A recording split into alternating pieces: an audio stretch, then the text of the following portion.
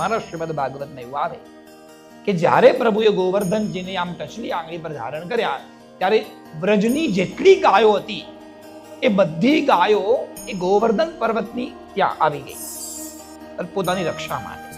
જેટલા વ્રજ ભક્તો, વ્રજાંગનાઓ, આખું વ્રજ મંડળ બધું જ ત્યાં ગોવર્ધન પર્વત પાસે છે. બધાની વાત જવા દો, ખાલી ગાયોની ગણતરી કરો.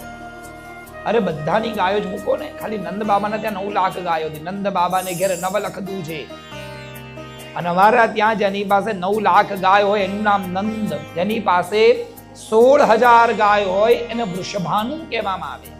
એટલે વૃષભાનુજીની 16 લાખ ગાય, નંદ બાબાની 9 લાખ ગાય. ગણતરી કરો કેટલી ગાયો. આટલી બધી ગાયો પેલા પર્વતની નીચે ઉભી છે. કેટલા દિવસ? 7 દિવસ. ગાયને ભૂખ પણ ન લાગે, ગાય માથું પણ આમ નહીં કર્યું હોય. વ્રજ ભક્તોના કેવી રીતે પોસિબલ? આ બધી વિદ્યાવતામ ભાગવતે પરીક્ષિત. બહુ બધી વાતો છે જે મારા અને તમારા મનને આમ સૂટ નથી થતી.